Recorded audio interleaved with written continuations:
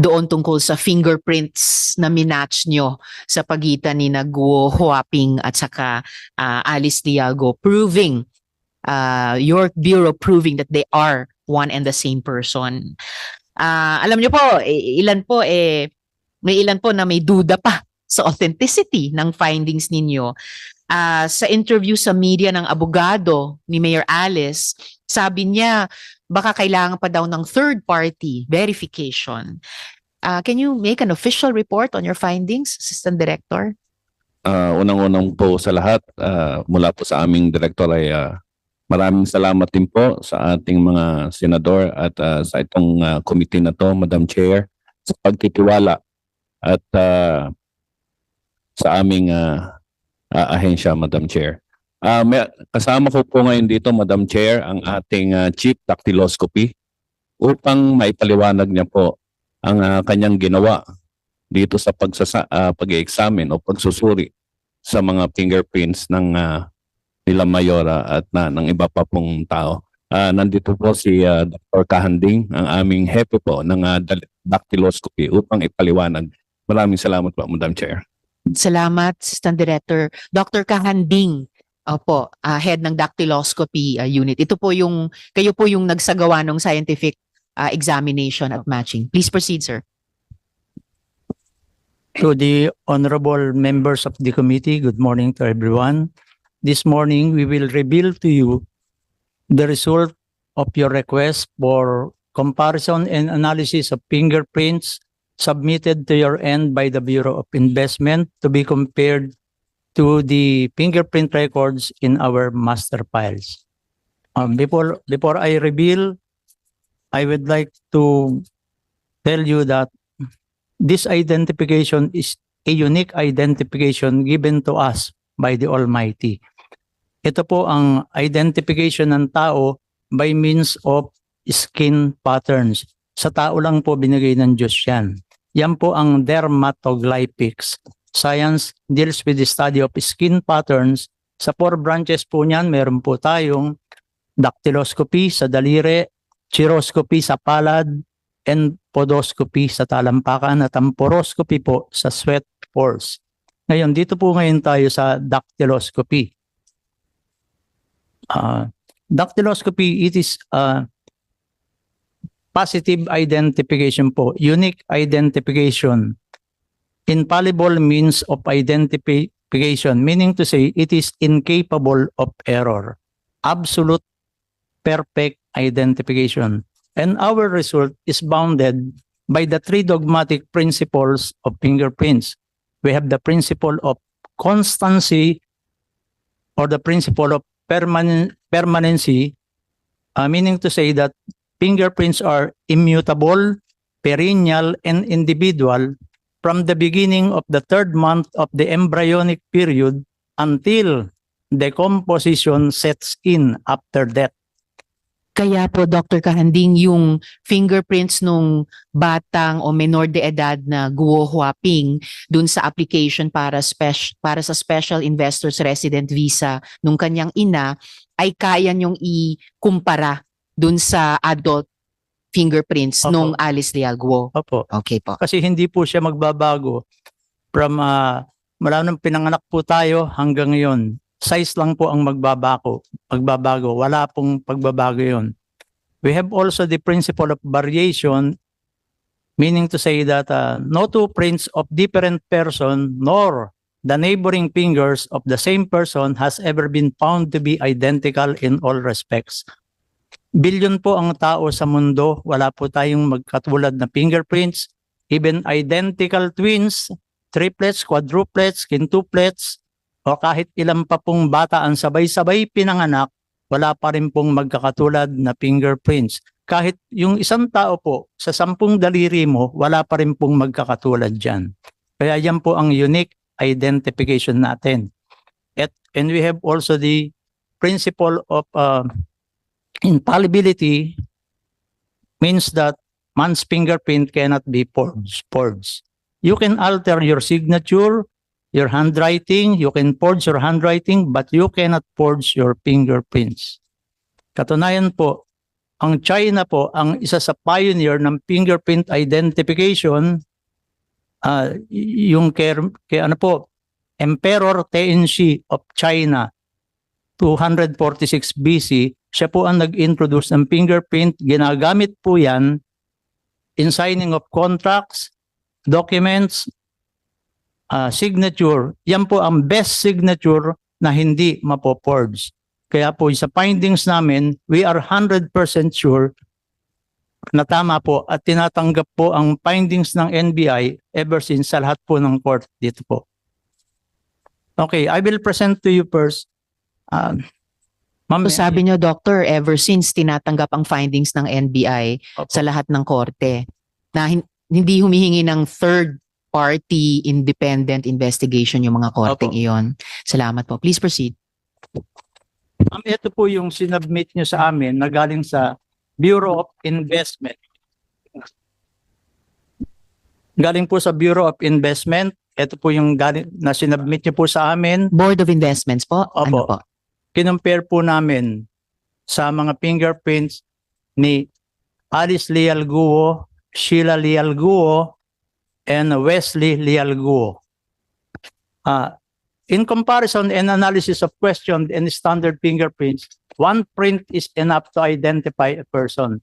Because in comparison and analysis, we are not only after the fingerprint pattern, but we are after the exact location and position of the characteristics found inside the fingerprint pattern.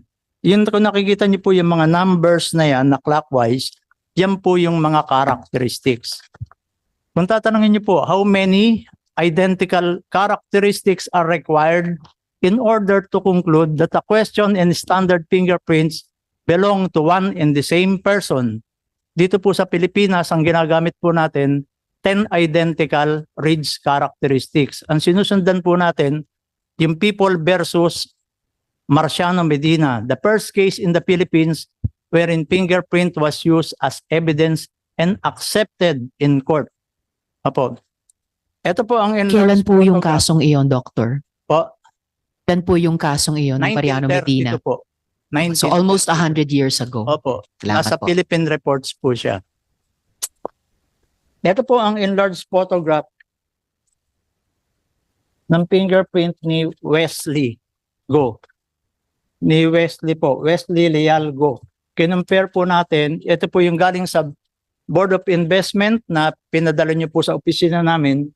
Nag-match po siya dito sa fingerprint namin sa master files. Nakakuha po kami ng 17 identical characteristics. Kaya sigurado po tayo, 7 than 10. Sorry po. Yes, hindi lamang 10, 17. Opo. Tuloy Dito po sa fingerprint naman ni Alice Guo, nag-match din po yung isa na sinubmit nyo from the Bureau of Investment.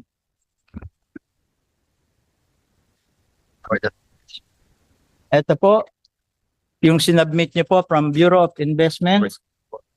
Board of Investment po, Okay. Doctor.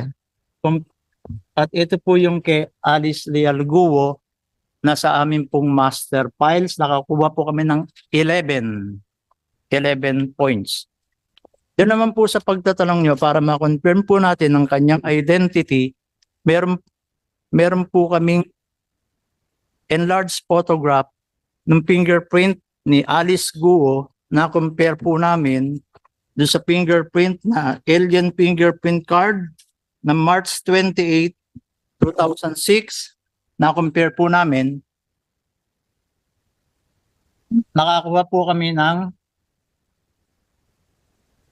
18 identical Ridge characteristics. Kaya sure po tayo ngayon na si Alice Guo po at si Guo Waping ay isang tao lamang po. Si Wesley, ganun din po. Si Wesley Guo at si Guo Woxiang Dian ay isang tao lang po. That's the end of our presentation. Thank you very much.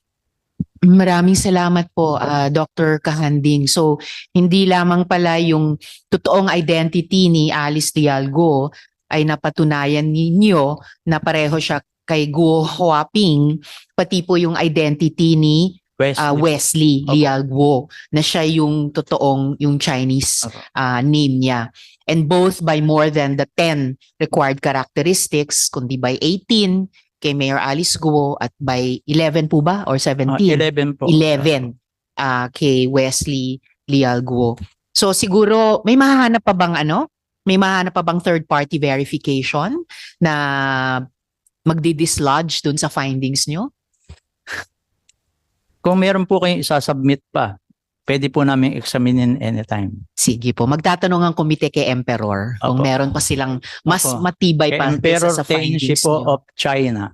And First ruler in China. yes, 300 plus Opo. years before Christ. Maraming salamat po, Opo. Dr. Salamat din po sa pagtitiwala sa NBI. Hindi po talaga maitatatwa yung ipinakita nyo po sa amin. Salamat po. Ngayon, meron din naman pong lumabas sa nakaraang hearing at galing din po sa NBI na may isa pang Alice Guo na ka-birthday at kalalawigan ni Mayor pero ibang-iba ang mukha. Ano na po ang status ng investigation nyo tungkol dito? If I could go back to the Assistant Director Magno. Or si Dr. Kahanding din po ba iyon? Okay. Assistant With Director. regards po doon sa paghahanap sa kanilang mga address, ay binigay po natin yan sa trabaho sa ating organized crime division po natin. At kung pahintulutan niyo po, ay nandito po sila para ibigay po sa inyo ang tamang report. Yes, please, Assistant Director. Kasi concerned po ang komite kung kumusta na ba yung isang Alice Guo na yan at nasaan na ba siya at anong kanyang kinalalagyan. Bago po sana Madam Chair, si Dr. Kahanding daw po sana i-report niya rin po yung paghahalin tulad doon sa isang Alice Guo at kay Mayora Guo kung pahintulutan niya. Madam Chair. Yes, bago yung si Dr. ulit si Nancy. Yes, just clarification lang, Madam Chair. Kasi parang may nabasa ako news article na 4 yung Alice Guo. 4 po ba or 2 yung nag-a-appear na of the same name? Ilan na po ba ang na-identify na Alice Guo ng NBI, Assistant Director Magno? Madam Chair, meron po kasing lumabas na the third Alice Guo. Ito po ay ang binigay na report ng aming director. Ang ibig niya lang pong sabihin ay isinalin tulad niya po na ang isang Alice Guo ay yung Mayora Guo at yung pangalang Alice Guo at yung sumunod po ay yung pong nahanap namin sa aming files na isang Alice Guo na may kakaibang larawan po sa kanyang certificate, Your Honor. So, dalawa lang po. Dalawa lang po. Thank you, Madam Chair. Salamat, Sen. Nancy. So, Dr. Kahanding, yung presentation nyo sa pagkumpara nyo ng fingerprints ni Alice Guo o Guo Huaping at yung isa pang Alice Guo na nasa NBI files. Mapapatunayan po natin na yung clearance applicant po na Alice Leal Guo na nag-apply ng NBI clearance noong November 3, 2005 ay iba po sa Alice Guo na tinutukoy na si Mayor. Malayo po yung fingerprints niya. Pwede ko pong ipakita sa inyo. Sa pattern pa lang po, ibang-iba na. Malayo po. Hindi po siya yon. Pero dun sa comparison naman po natin ng fingerprints dun sa ating alien card, dito po, nakakuha po tayo ng maraming puntos. Saan ang fingerprint? Yes, Sen. Sorry. Jinggoy. Saan ang fingerprint ni Mayor dyan? Ito po. Yung isa? Ito po yung isang Alice Guo na nag-apply ng NBI clearance noong November 3, 2005. 2005 po. Nauna pong nag-apply ito. Alright. Kailan na sinabit yung fingerprint ni Mayora? Ito po, 2006 po. March 28, 2006. Kaya nauna pong nag-apply ng NBI clearance, yung hinahanap niyo pong Alice Guo na iba ang muka, na hindi yung muka ni Mayor. Alright. Thank you. Salamat, Sen. Jinggoy. At salamat, Doctor. So, hindi lang sa muka, magkaibang tao, mismong sa fingerprints, magkaiba talaga. Salamat, Doctor. So, Assistant Director Magno, yung magpe-present po ng report dun sa isa pang Alice Guo.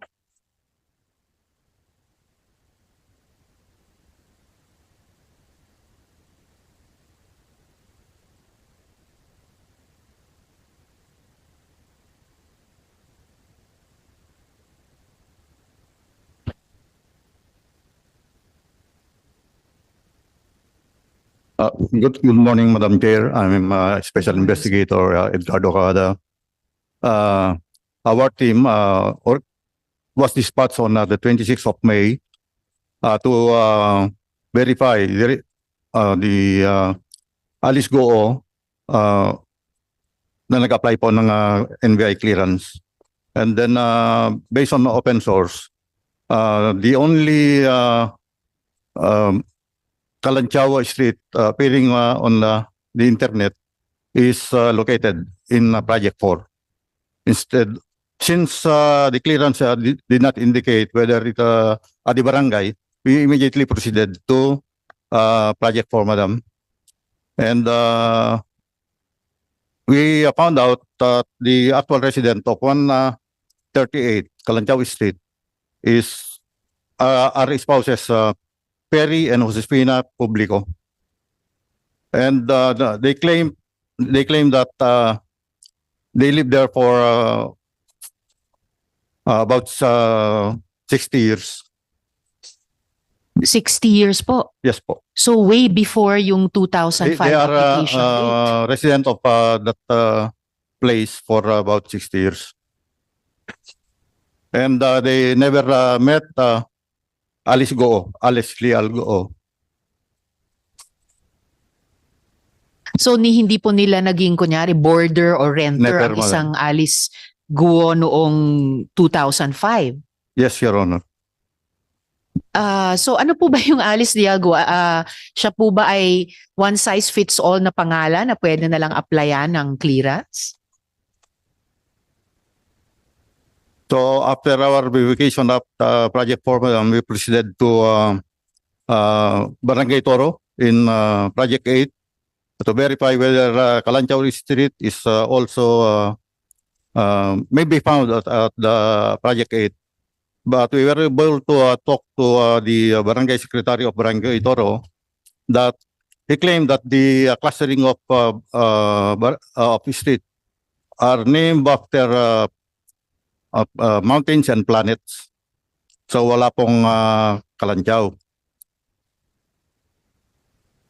And investigator sir, meron din po ba kayong update sa mga kapatid ni Alice? Halimbawa si Sheila Guo. Dahil ang address ng Sheila Guo ay isang Kalantiao Street din.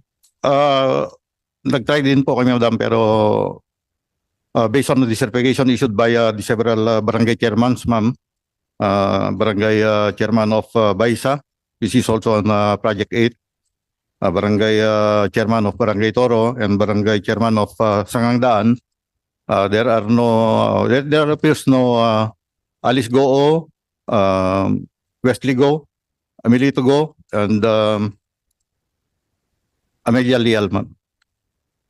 So far dun sa misteryosong paggamit ng pangalang Alice Dialgo, paggamit ng address na Kalantiao, may nabubuo bang teorya ang NBI kung meron bang parang sabi nga din ni Sen. Nancy kanina, nakapark ng mga pangalan o nakapark ng mga address na ina-access ng mga nag-a-apply para sa clearances under false pretenses?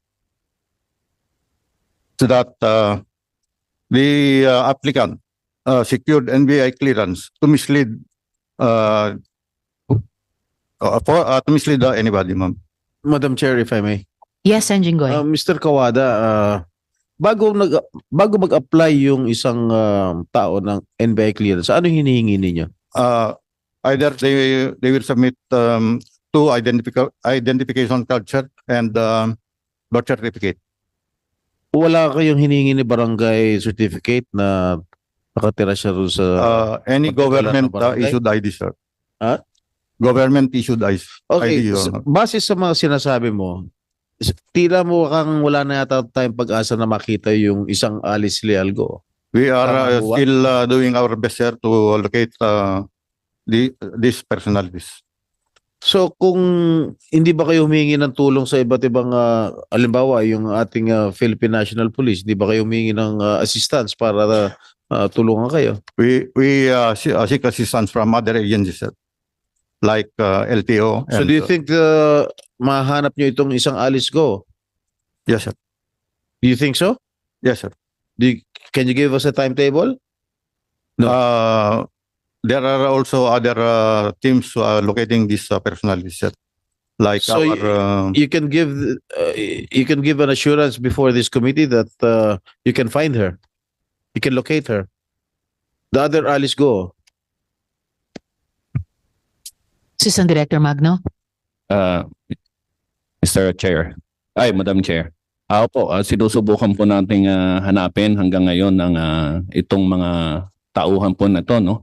Ngayon po, with your indulgence, Madam Chair, mayroon pa po kasi kaming nakita sa ating records na lumalabas na ang si Sheila, si Wesley, at si Alice Go ay sabay-sabay pong nag-apply ng NBI clearance. Ito po ay nakapetsa nung nakapetsa po ito nung 2021. Sabay-sabay po sila nag-apply. At meron po rin tayong nahanap na isa pa pong NBI clearance, no, sa aming files na nagngangalan din pong Sheila Go Ilial. Subalit sa ating pagkukumpara ay lumalabas po na iba rin ang larawan nito kaysa doon po sa Sheila Go na sinasabing kapatid. At ito po ay kasabay din ng application nung nauna pong Alice Go na may petsang November 3, 2006. Para po sa katanungan ni Madam Chair. Yes, Mr. Senator. Hindi, may balik ko lang yung tanong ko rito kay Mr. Kawada. So can you give an assurance before this committee that you can locate her in due time? Kasi sinama yun. You were confident kanina with your answer that you can locate her. Sa mic po, Special Investigator. We will try our very best, sir, to locate. Dahil palagay ko siya na lang yung missing link dito sa investigasyon na ito. Yes. All right. Thank you. Madam Salamat, Chair. Sen. Jingo. Yes, and Madam Chair, hindi. Nung nag-apply ho ba yung isang Alice Guo noong 2005, was she issued the NBI clearance? Meron po. And Madam Chair. nung nag-apply naman ho si Mayor Alice noong 2021, was she issued the NBI clearance? Meron din po. So hindi ho nag-appear dun sa database nyo na nung 2005 may isa pang Alice Guo. Ang nangyari po kasi ay noong 2005 ay iba pa po ang sistema natin noon. Manual po ito. Ito pong mga since 2015 po ay dito po tayo nag-umpisa na magkaroon ng automated application po ng mga NBI clearances. Pagdating naman po dun sa tanong niyo, ma'am, ay hindi po ba nag-alarm na merong same name, no? Usually po, ang mag-a-alarma lang po sa ating sistema ay sa ating criminal history system. Ibig sabihin po, kung kayo po ay nakasuhan, ay doon pa lang po lalabas yung pangalan nyo na kayo po ay may kaso. Pero kung wala naman po kayong kaso, nagkakaroon po, katulad ng nung nangyari na ito, na parehas ang pangalan, pero lumalabas na parang magkaibang tao at magkaiba rin ng fingerprints. Dito lang po natin na-check nung na-retrieve po natin ang ating mga files, Madam Chair. Madam Chair, in light of this discovery, I think baka kailangan gumamit yung NBI ng technology wherein kahit yung data was acquired before 2015, masasama pa din dun sa sistema nila because apparently hindi na-alert ka agad nung nag-apply ng 2021 kasi merong data in possession ng NBI na hindi nyo nasama dun sa system nyo. So, Madam Chair, maybe as part of your committee report, the committee can propose kung paano mabibigyan ng solusyon because I would assume na marami pang cases, marami pang data ang NBI before 2015 na baka nagagamit na ngayon as for them to get an NBI clearance at alam nila na hindi sila mag-a-alert kasi nga alam nila na yung data ng NBI hanggang 2015 lamang. Thank you, Madam Chair. Thank you, Sen. Nancy. Very well taken. Isasama po Salamat natin po. iyon sa recommendations sa committee report at sana mauna na ring magsimulang kumilos ang NBI para linisin lahat ng datos even from the manual system pre-2015 lalo na dahil sa lumalabas sa investigasyong ito. Madam Chair, if Yes. I may. Sa tulong po ng mga pondong ibinibigay ng ating Kongreso at ng Senado, ay naumpisa na po natin na pag-aralan at mag-procure kung katulad po ng sinasabi ni Senator Nancy, yung po nating tinatawag na APIS o yung Automated Fingerprint Identification System. Ito po ay kung once na nandyan po, i-integrate po natin ang ating datas na mula pa po noong 1930s ay meron na po tayong datas ng mga fingerprints. No? So ito po ay yung matagal na nating pinapangarap at sa tulong ng ating Presidente at ng Kongreso po ngayon ay sinisimulan na po natin yan. Malaki po ang naibigay na pondo ng administrasyon ng nakaraan at sa ngayon po. At yan po ay pasasalamat din ng NBI at nag-umpisa na po tayo na ma-automate ang ating fingerprint, ang ating national clearance system, Your Honor. Salamat, Assistant Director. Paki-keep updated ang Kongreso dun sa paggamit nyo ng budget na iyan at paano kami patuloy na makakasuporta dito sa hinihingi naming paghihigpit pa ng pag-monitor at paggamit ng datos at ng database ng NBI, lalo na laban sa identity theft at saka mga krimen. Additionally lang po, yung isang Sheila Leal Guo, na-locate nyo na rin po ba? Hinahanap na rin po, Madam Chair. Parehas din po yung address nila na ibinigay, yung number 83 Kalanchaw. So, katulad po nung naunang report ay non-existent sila doon sa lugar na yon. So, hinahanap po natin sa pamamagitan pa ng ibang pamamaraan po. At dahil lumalabas na parehong kaso dun sa Alice Leal Guo, Sheila Leal Guo, na merong iba pang mga individual na may ganung pangalan, meron din ba kayong ang NBI na suspetsya na pati yung Wesley Leal Guo ay merong isa pang Wesley Leal Guo na maaring ganun din ang address sa Kalantiao Street?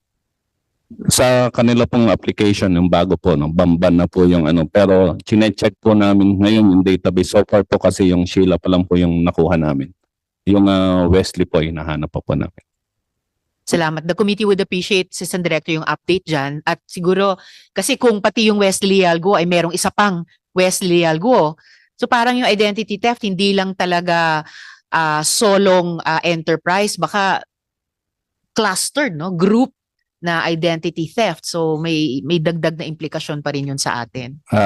Opo, tama po kayo. Katulad din po nung nabanggit ni Senator Jinggoy na parang lumalabas po na ito ay isang systematic scheme na katulad po nung na pwedeng magamit sa pagnanakaw o pag-assume ng ibang identity ng mga kababayan po natin. Salamat po, Assistant Director. So yung isa pang synonym ng systematic ay syndicated. So susundan po ng komite with interest yung efforts po ng Bureau. At salamat pong muli. I'm really hoping for a continued fruitful relationship ng aming komite sa NBI. Salamat po. Madam Chair, if I may. Yes, Sen. Jinggoy. Thank you, Madam Chair. Siguro pwede natin tanungin ng Bureau of Immigration ulit kung itong mga binanggit ng mga personalidad ay kung meron silang record na nakaalis dito sa ating bansa o whatever. Yung ating pong resource person kanina na lumapit for the Bureau of Immigration. Yes, Senator. Yes, Sorry. Sorry. Hindi po kami. Attorney Arellano, the question please of Sen. Jinggoy.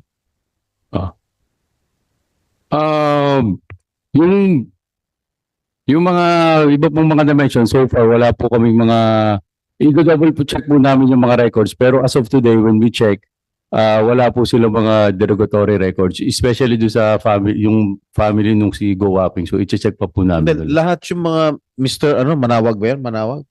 Ano pangalan mo? Attorney? Sorry. Attorney Arellano. Opo. Lahat yung mga minention na pangalan dito sa hearing, si Wesley Go, si Sheila Go, baka baka pwede nyo halongkatin dun sa mga database nyo kung baka nakaalis na dito sa bansa o kung meron silang travel records. Yes po, Senator. Submit po kagad namin. Okay. Mamaya, may sinabit din po kami kanina.